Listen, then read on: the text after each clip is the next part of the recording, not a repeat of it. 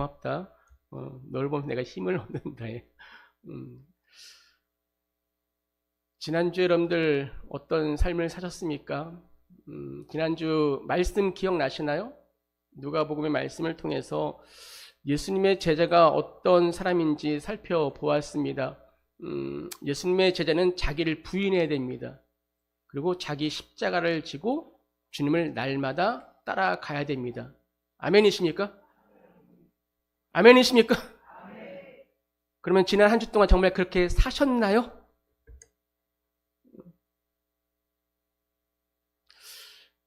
자기 뜻을 내려놓고 주님의 말씀에 순종하려고 애쓴 분도 계실 것이고, 또 오늘처럼 날마다 주님을 따르겠습니다라고 했을 때 아멘 했지만은, 그렇게 하겠다고 다짐하고 결심했지만은 삶의 자리로 돌아가서는 여전히 내가 다시 결정권을 가지고 사신 분도 계실 겁니다.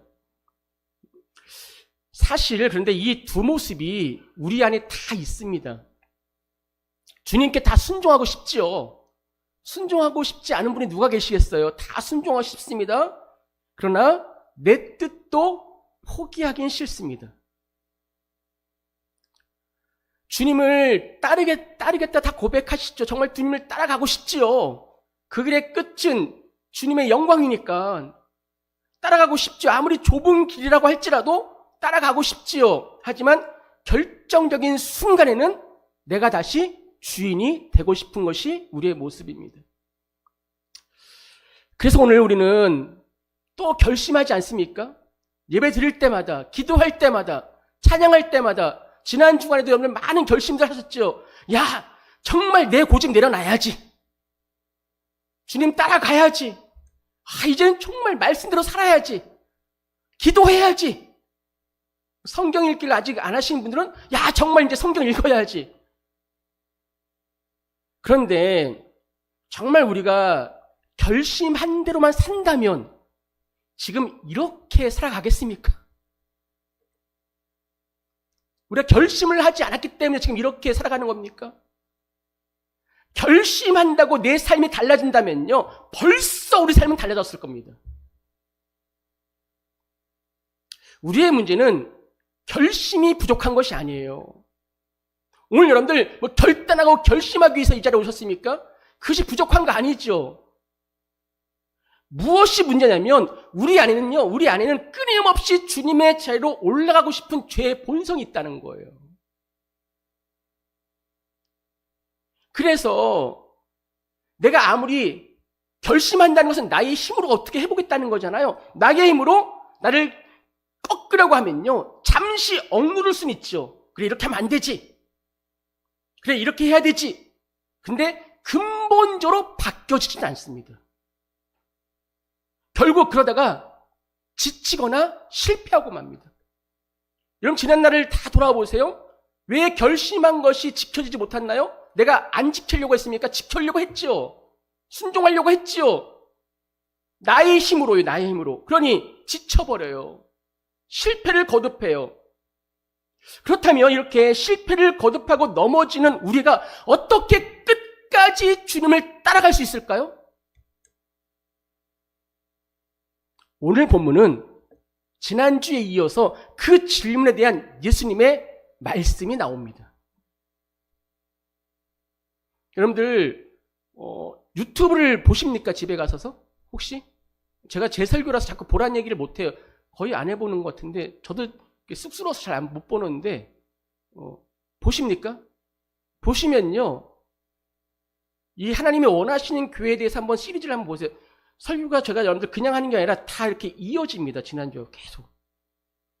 그게 여러분들 같이 이어지면서 하나의 묶음이 되셔야지만 우리가 바른 설교를 들을 수가 있어요.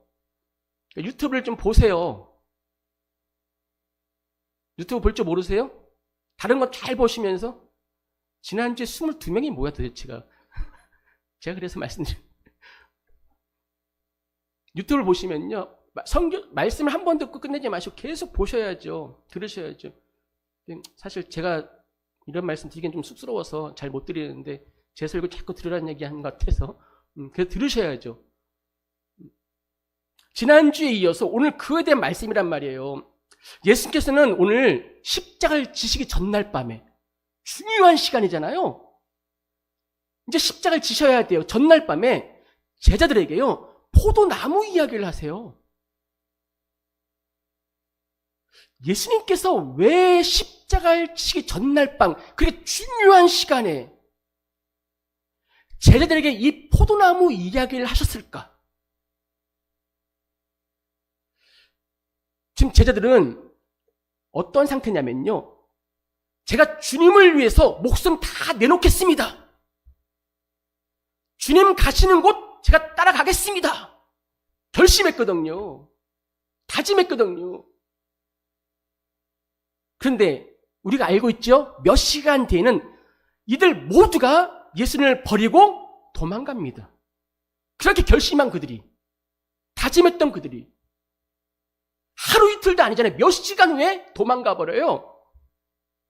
그런데 여러분들 보세요. 그들이 주님을 따라가겠습니다, 주님을 위해서 죽겠습니다, 이 말은요 진짜였어요. 진짜 진심이었어요. 그런 마음이 정말 있었단 말이에요. 근데 끝까지 따라갈 힘이 없는 거예요. 우리의 모습과 똑같죠. 우리도 정말 주님을 위해 살고 싶지요. 주님을 위해 죽고 싶지요. 근데 끝까지 따를 힘이 없잖아요. 우리가 따르겠다고 하지만 넘어집니다. 실패합니다. 그렇다면 이렇게 넘어지는 제자들, 실패했던 제자들이 끝까지 주님을 따를 수 있는 그 길이 무엇이냐는 거예요. 오늘 그것을 우리가 발견해야 된다는 거예요. 예수님께서 포도나무와 이 가지의 비유를 통해서 그 답을 오늘 주십니다. 1절 말씀에 읽어볼게요. 시작. 농부라. 예수님은 자신을 단순히 포도나무라고 말씀하지 않으세요? 그렇죠? 어떤 포도나무예요? 참 포도나무다. 또 궁금하잖아요. 아니 왜 굳이 예수님이 참 포도나무라고 말씀하셨지? 그냥 포도나무라고 얘기해도 되는데, 구약 성경에 보시게 되면요, 여러분들, 이 포도나무는요 하나님의 백성 이스라엘을 가리켰습니다. 이스라엘 향해서 항상 포도나무와 같다라고 이야기했어요. 예레미야 2장 21절 말씀 보게 되면요, 여러분들, 현대어 성경이에요. 쉬운 성경을 제가 갖고 왔는데 한번 읽어보실래요? 시작. 내가 너를 순종의 제일 좋은 포도나무로 심었대요. 자 보세요. 내가, 하나님이 이스라엘을요 순종할 수 있는 가장 좋은 포도나무로 심었다는 거예요.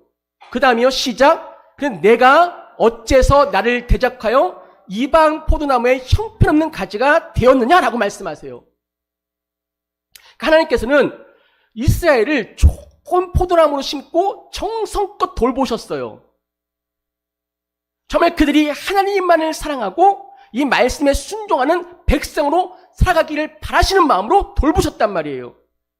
그런데 이스라엘은 하나님을 버리고 우상을 섬겼습니다. 어려움이 닥치면 하나님보다 강한 이웃 나라를 의지했어요. 하나님의 뜻보다 자기의 욕망을 더 앞세워 살았습니다. 입으로는 우리는 하나님의 백성입니다라고 이야기했지만 삶은 하나님을 떠나 있었던 거예요. 이스라엘은 하나님께서 심으신 좋은 포도나무였습니다. 그런데 좋은 열매를 맺지 못했어요. 바로 그 실패의 자리에서 오늘 예수님이 선포하시는 거예요. 그 실패한 포도나무 앞에서 뭐라 선포하시는 거예요? 내가 참 포도나무다. 이 말씀은 단순히 나는 가짜가 아니고 너희는 가짜고 내가 진짜라는 말씀이 아니에요. 예수님이 십자가에서 우리의 죄를 담당하시고 죽으셨잖아요. 이것이 뭐예요? 바로 하나님의 말씀에 철저하게 순종하신 거예요. 그리고 3일 만에 다시 부활하셨습니다. 다시 살아나셨습니다. 이건 무엇을 이야기하는 겁니까? 우리에게 생명을 주셨다는 거예요. 그래서 여러분들, 우리에게 생명을 주셔서 우리를 살리고 변화시키며 열매 맺게 하시는 분은 오직 예수 그리스도, 바로 그분이 참 포도나무가 되신다는 거예요. 우리를 살리시는 분, 우리에게 생명을 주시는 분, 생명을 주어서 열매를 맺게 하시는 분은 바로 예수 그리스도시다. 이어서 예수님은 이렇게 말씀하십니다. 내 아버지는, 한 번만 눌러주세요, 농부다라고 말씀하세요. 내 아버지는 뭐라고요? 농부다. 근데 농부가 뭐 하는 사람이냐면 포도원을 가꾸면서 멀리서 열매가 맺히기만 기다리는 사람 아니잖아요. 농부는요, 포도원 안으로 직접 들어갑니다. 그래서 가지 하나하나를 다 살핍니다. 약한 가지를 붙들어주고, 또 열매를 방해하는 부분이 있다면 잘라내버리죠. 정성껏 돌보십니다. 이처럼 하나님의 자녀들은 농부이신 하나님께서 친히 살피시고 돌보신다는 거예요.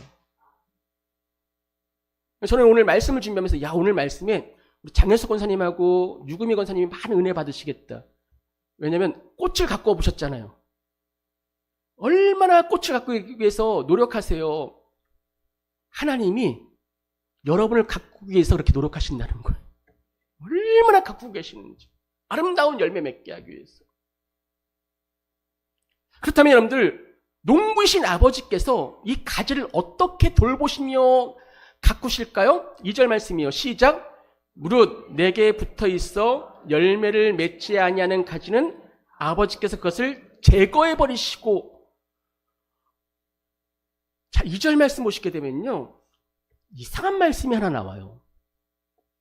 무엇이 이상하게 보이세요?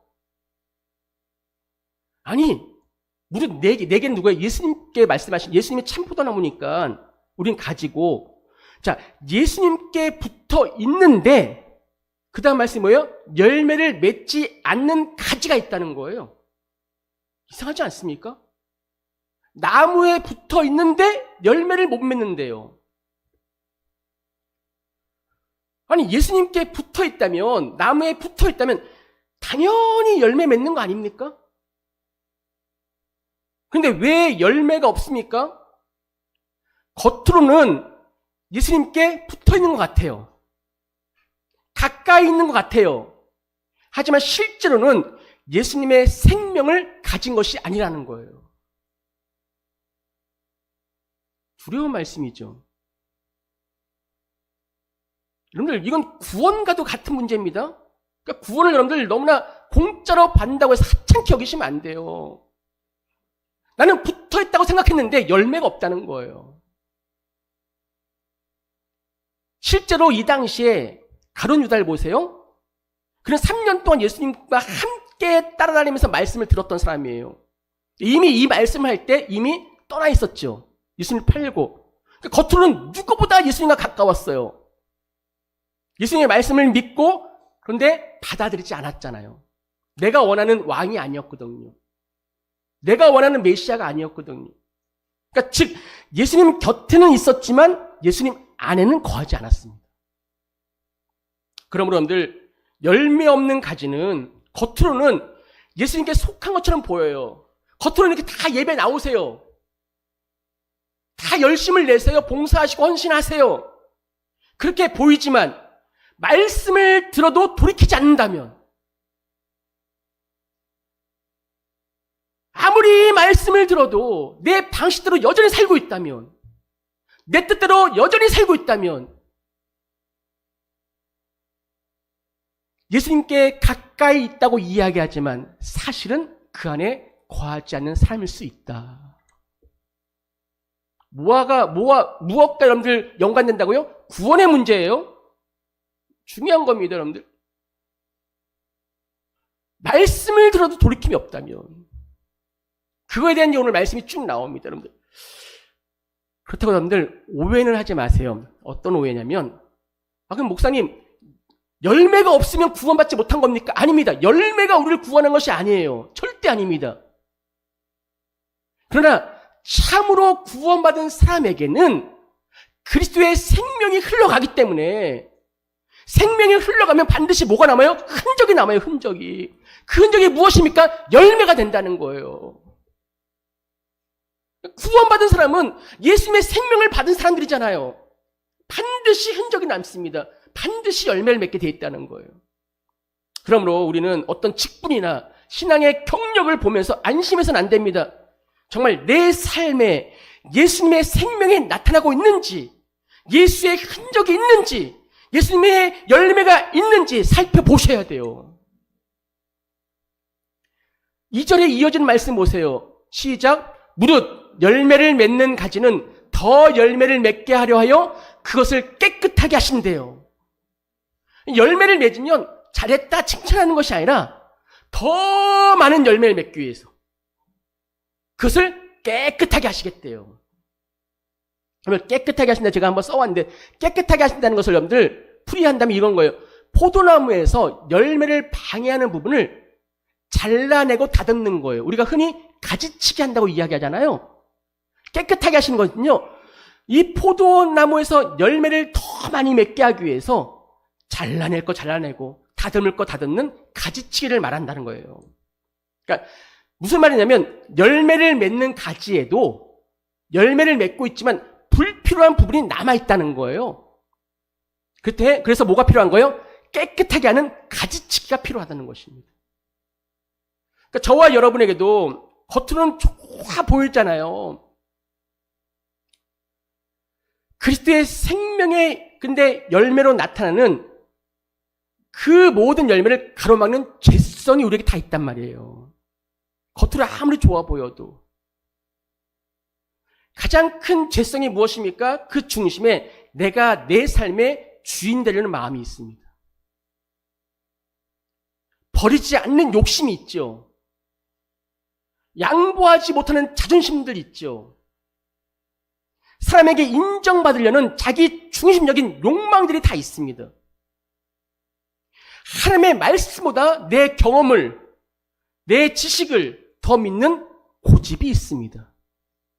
그걸 제가 지난번에 설교하면서 뭐라고 말씀드렸냐면, 고래의 심줄 같은 고집들이 다 있다는 거예요. 이 말씀보다도.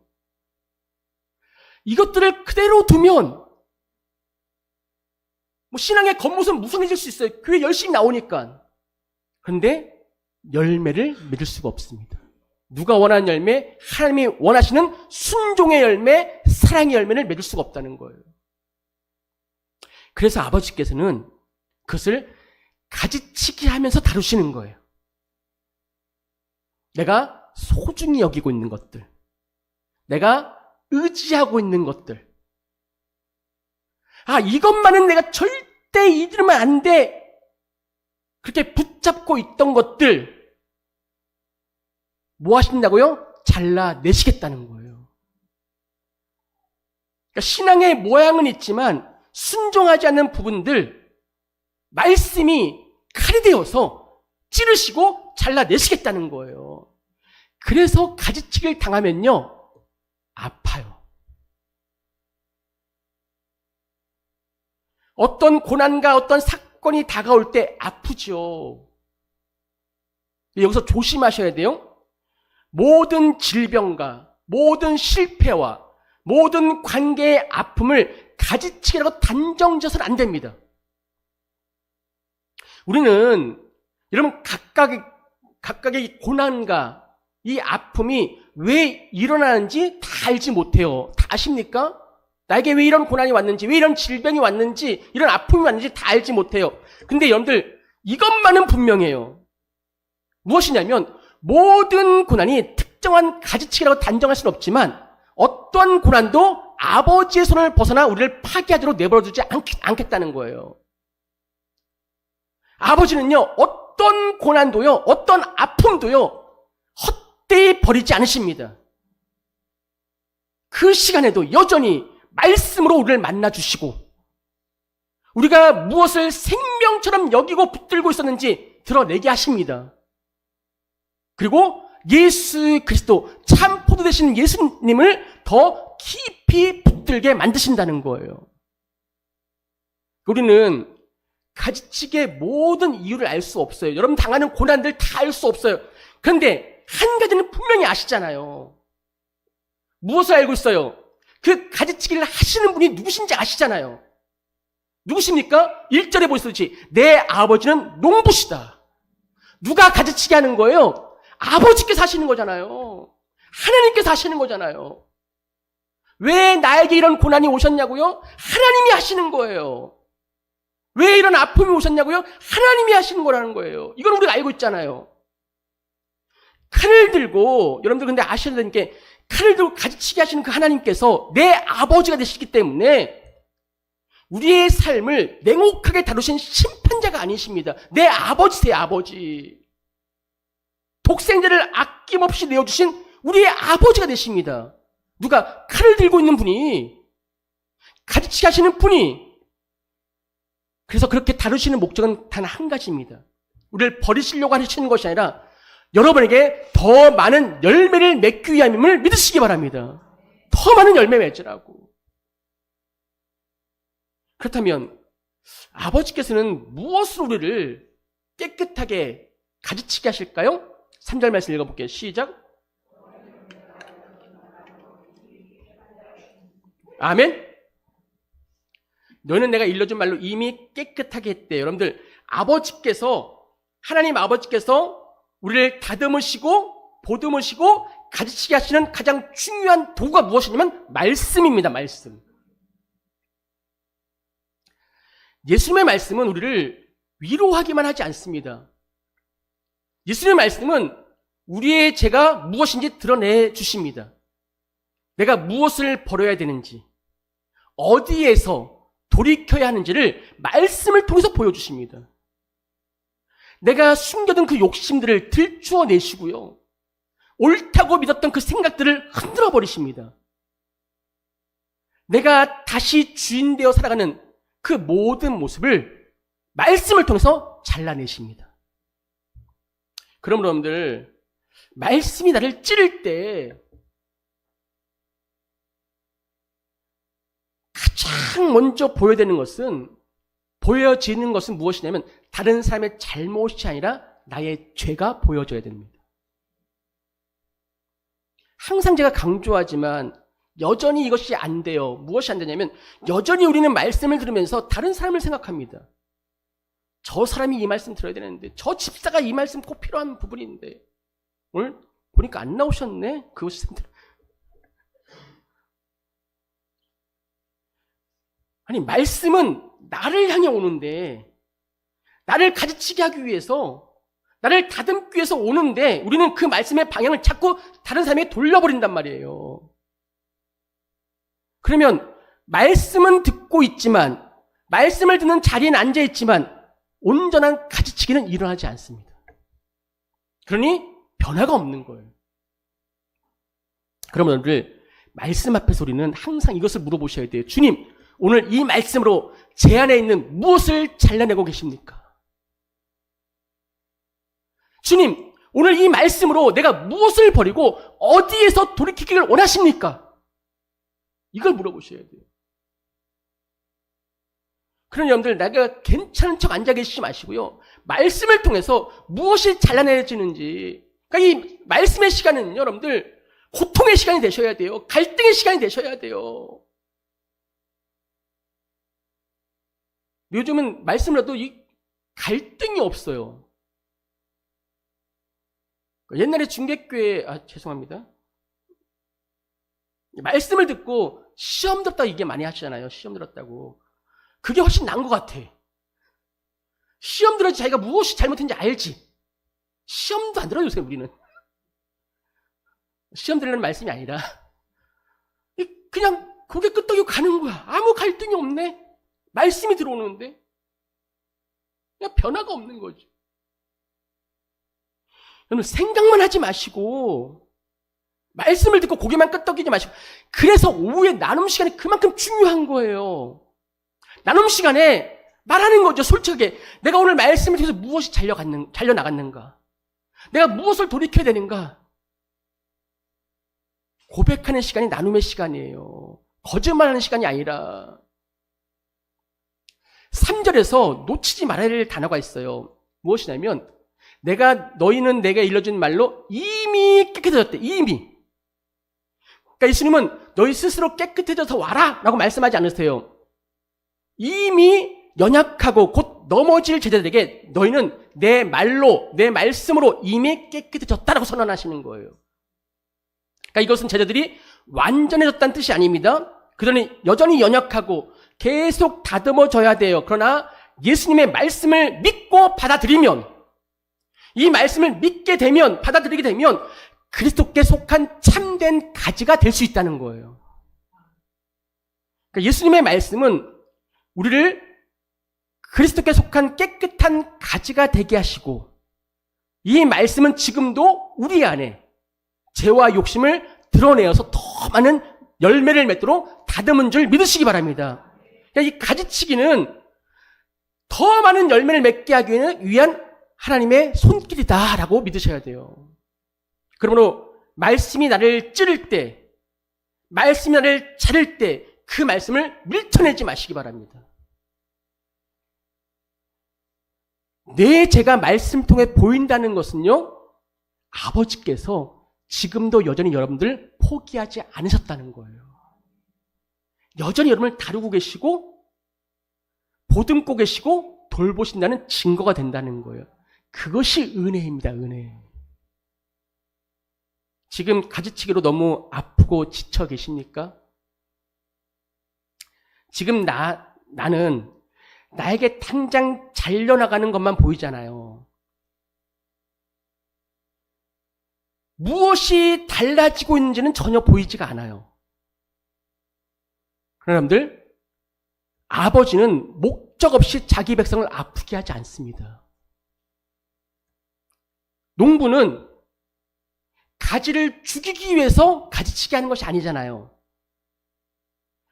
가지의 눈에서는 잘려진 것만 보여요. 잘려나간 것만 보여요. 잃어버린 것만 보여요. 하지만 농부의 눈에는 뭐가 보입니까? 앞으로 더 많이 맺힐 열매가 보인다는 거예요. 더 많이 여러분 삶 가운데 열매를 맺게 하시를 그 하나님을 신뢰하시기 바랍니다. 잘려나가는 부분만 너무 아파하지 마시고, 그것만 바라보지 마시고, 더 많은 열매를 맺게 하시는 하나님을 바라보셔야죠. 그분을 신뢰하셔야죠. 이것이 믿음입니다. 그러니 열매가 아직 보이지 않는다고 해도 낙심하지 마세요.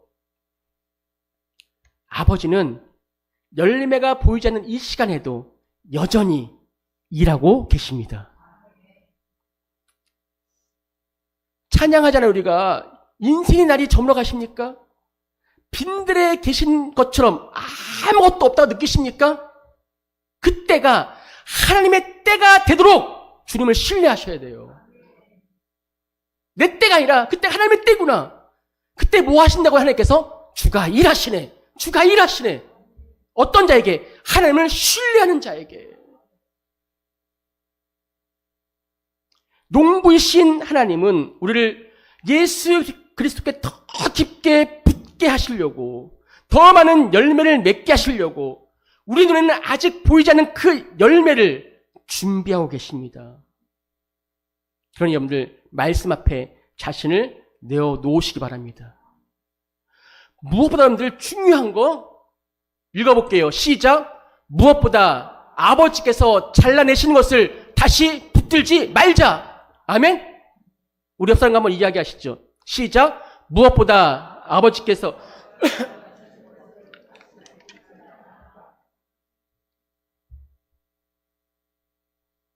아니, 하나님이 그렇게 수고하셔서 나에게 열매를 맺게 하시려고, 사랑하는 자녀들이 그렇게 아픔 가운데 있지만은 자르고 잘랐는데 우리는 또 그것을 붙잡고 있네요. 여러분들, 잘려나간 가지 다시 붙인다고 해서요 생명이 들어오는 거 아닙니다. 하나님께서 여러분을 여기까지 그냥 데려오지 않으셨습니다. 아멘이십니까? 정말 우리가 지금까지 삶 속에서 보게 되면 물질만 바라보고 물질만 따라갔던 나를 그만큼 연단시켜서 물질의 자유함을 그 돈의 집에서부터 벗어나게 하셨잖아요. 세상의 성공과 부귀영화를 내 인생의 전부로 여겼던 나의 욕망과 이 고집과 아집, 이 거짓 우상들을 나를 그렇게 아프게 하셔서, 나를 그렇게 힘들게 하셔서 연단시켜서 자르고 잘라서 내려놓게 하셨잖아요. 정말 자녀를 사랑한다는 그 이름 아래 자녀의 인생을 내가 통제하고 붙잡고 있던 그 모든 욕심들, 욕망들을 다 드러내주셨잖아요. 그러니까 많은 아픔 속에서 말씀으로 저와 여러분들의 잘못된 그 믿음을 잘라내셨습니다. 야, 돈이 너를 살리는 거 아니야. 성공이 너를 살리는 거 아니야. 자녀가 너의 인생의 완성이 아니야. 내가 너의 하나님이며 예수 그리스도가 너의 생명이야. 이것을 깨닫게 하시려고 그렇게 아픔 가운데 있는 우리를 채찍질해가면서 더 아프게 해가면서 아버지인 이 농부는 얼마나 마음이 아프십니까? 자녀가 아픈데. 그런데 여기까지 이끌고 오셨잖아요. 그러니 아버지께서 잘라내신 그 우상을 다시 붙들지 말자는 거예요. 다시 옛 주인에게 돌아가지 마십시오. 돈과 성공과 자녀를 붙들었던 그 손을 이제 내려놓고 참 포도나무이신 예수 그리스도를 붙들 수 있기를 간절히 축복합니다. 우리를 여기까지 살려낸 것은요, 물질이 아니잖아요. 자녀들의 성공이 아니잖아요. 사람들의 인정이 아닙니다. 우리를 살리신 분은 오직 예수 그리스도이십니다. 그러니까 우리가 붙들어야 될 분은 지나간 자리도 사람의 인정도 내가 세운 계획도 아니에요. 생명이신 예수 그리스도가 되십니다. 다시 한번 강조할게요. 제가 좀 반복을 안 하려고 하지만 제발요. 잘려나간 것 붙들지 마시고 가지치기 한 것 붙들지 마시고 참포도나무이신 예수님께 더 깊이 붙어 있으기를 간절히 축복합니다. 4절 말씀이 그것을 증명하는 거예요. 읽어볼게요. 시작. 내 안에 거하라. 나도 너희 안에 거하라. 가지가 포도나무에 붙어있지 아니하면 스스로 열매를 맺을 수 없음같이 너희도 내 안에 있지 아니하면 그러하리라. 아멘. 이런 보세요. 가지가 아침마다 야, 오늘 나는 반드시 열매를 맺을 거야. 이렇게 결심합니까? 가지가? 아니죠. 나무에 붙어 생명을 공급받아야지만 열매를 맺을 수 있는 거죠. 나무에 붙어 있으면요, 물과 양분이 공급되어서 생명이 공급되어서 때가 되면 열매가 맺게 됩니다. 신앙생활도 마찬가지예요.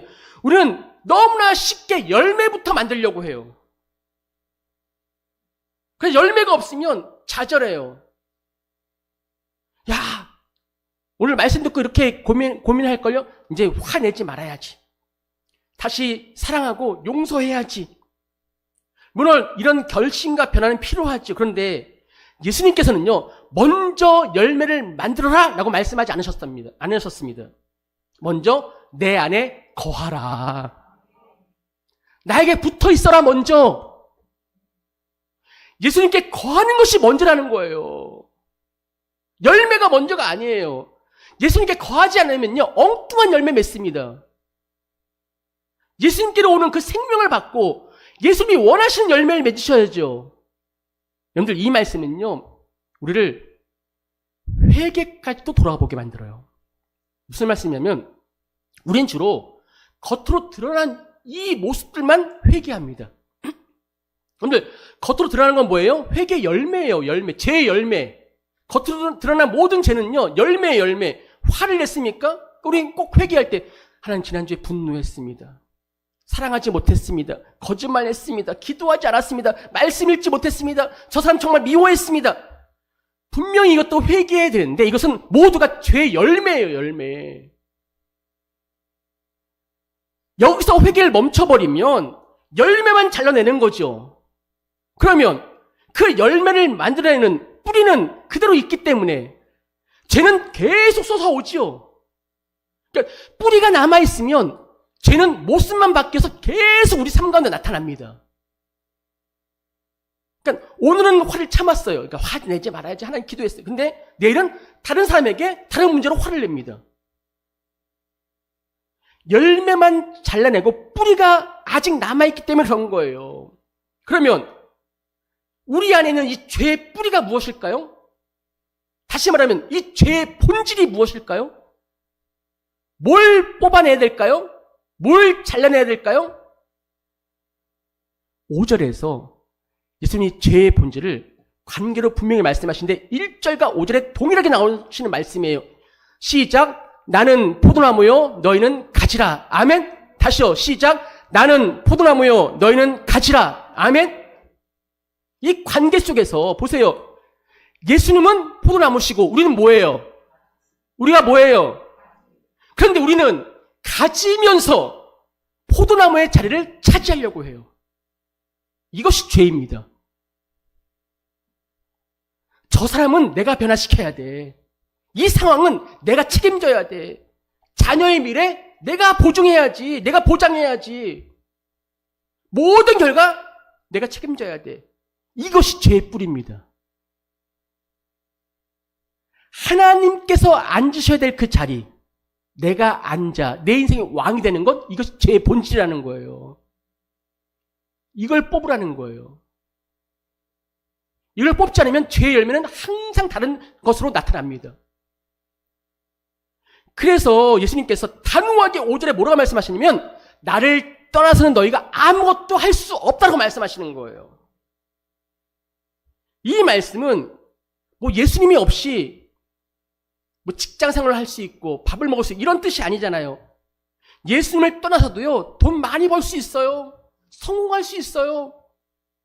사람들이 인정받고 교회 안에서 많은 일도 할 수 있어요. 근데 예수님을 떠나서는요 하나님이 기뻐하시는 참된 열매를 맺을 수가 없어요. 구원의 열매도 마찬가지예요.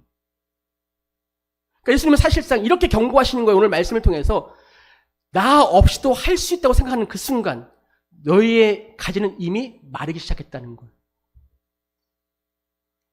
바쁘게 움직이는 것과 살아있는 것은 정말 다릅니다. 종교적인 일을 많이 하는 것과 예수 그리스도 안에 거하는 것은 너무나 다릅니다. 너희의 능력 믿지 말고 나에게 붙어 있어라. 그러면 여러분들 우리의 회개는요 더 깊어지셔야 돼요.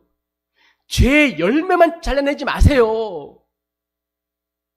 열매만 잘라내니 변화가 없잖아요. 자, 물어볼게요. 여러분들 지금까지 회개기도 안 해보셨어요? 얼마나 많은 회개기도를 하셨습니까? 어제 새벽에 제가 유튜브를 딱 보는데 그 유튜브에 갑자기 뭐가 떴냐면 30년 전 한월산 기도원 모습이 나오는 거예요. 반갑잖아요. 우리도 한월산 기도원 잘 아시잖아요. 야, 그 잣나무에서 막 사람들 기도하는데 뭐밖에 안 보이냐면 눈물, 콧물밖에 안 보여. 얼마나 울면서 기도하는지. 여러분들 눈물 흘리면서 콧물 흘리면서 얼마나 뒹굴어 보셨습니까? 그런데 그렇게 기도하고 나도 남는 것은 내 만족밖에 없었잖아요. 나 이렇게 울어봤어? 나 기도 몇 시간 했어? 왜요? 죄의 뿌리는 여전히 남아있거든요. 그 열매만 회개하고 오거든요, 우리는. 여러분, 정말로 하나님을 내 삶 가운데서 밀어내고 내가 왕이 되려고 했던 그 죄의 뿌리를 회개해 보셨습니까?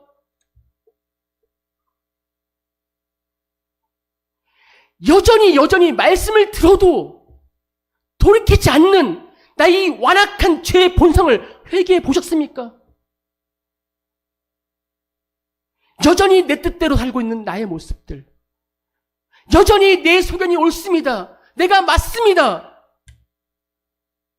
이 죄의 본질을 정말 회개해 보셨습니까?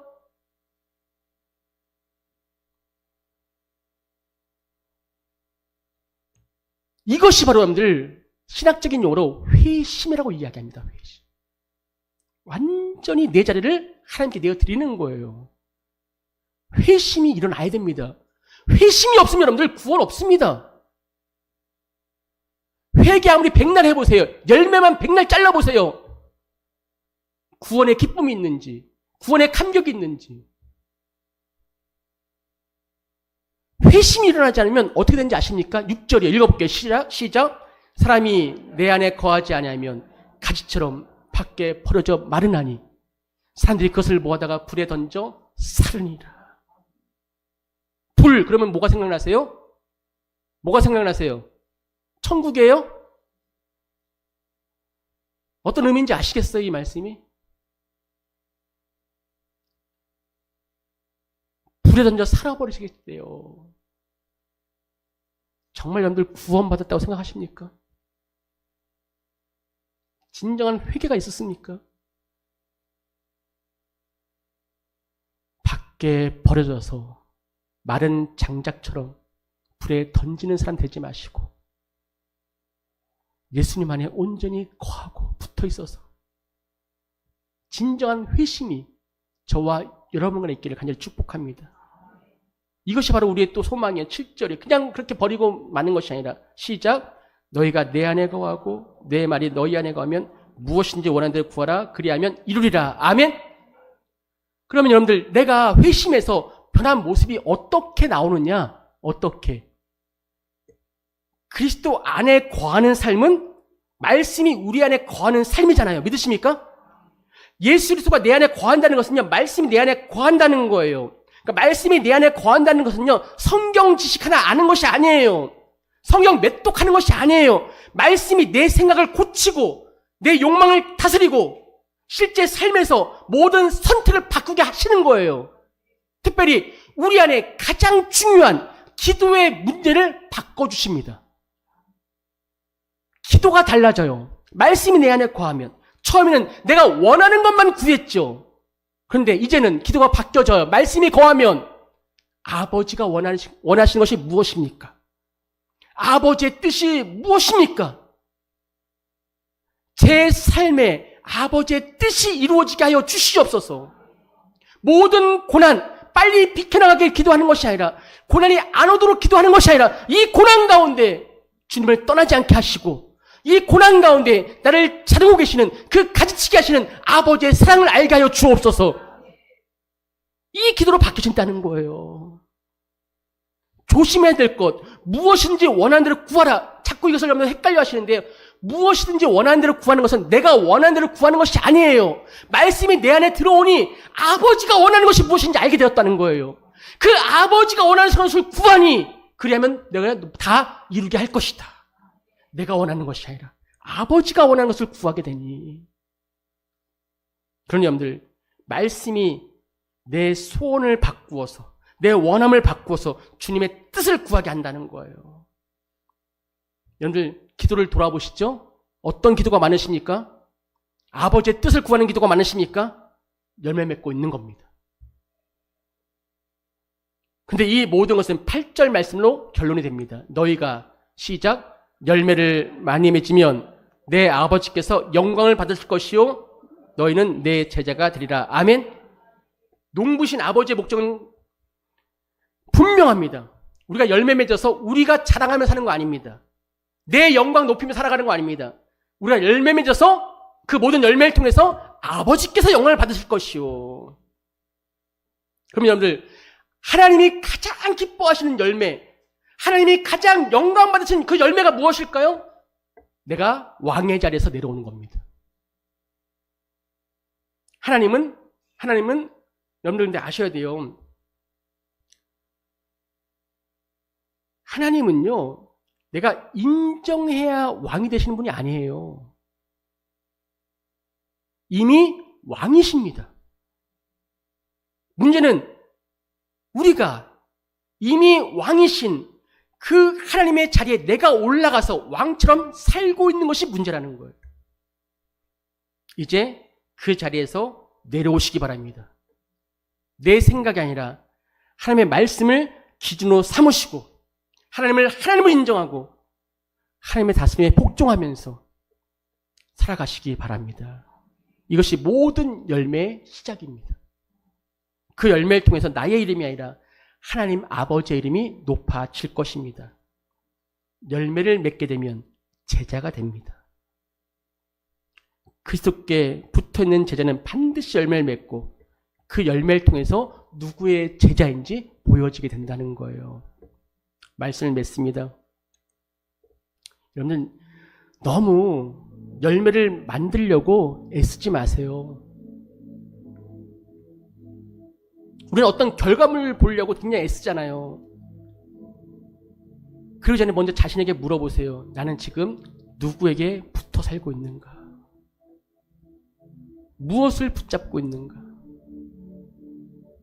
어려움이 생길 때 가장 먼저 누굴 찾습니까? 중요한 결정을 내릴 때 누구의 말과 무엇을 기준으로 삼으십니까? 바로 여기에서 누가 내 삶의 주인인지 나타납니다. 이제 그 자리에서 내려오십시오. 예수님께서는 우리에게 우리의 힘으로 열매를 만들어내라고 말씀하지 않으십니다. 내 안에 거하라. 스스로 강해지라고 말씀하지 않습니다. 주님 먼저 내가 포도나무고 너는 가지라고 말씀하십니다. 그리고 우리의 교만을 완전히 박살내는 무너뜨리는 말씀을 하시죠. 나를 떠나선 너희가 아무것도 할 수 없다. 중개교회가 사람의 능력과 눈에 보이는 성과로 증명하는 교회가 아니라 모든 성도가 그리스도 안에 거하며 하나님의 말씀에 다스림을 받는 교회 되기를 간절히 축복합니다. 그리스도께 붙어있는 교회는 결단코 마르지 않습니다. 그리스도의 생명이 흐르는 교회는 반드시 열매를 맺습니다. 그리고 그 모든 열매를 통해서 오직 하나님 아버지께서 영광을 받으십니다.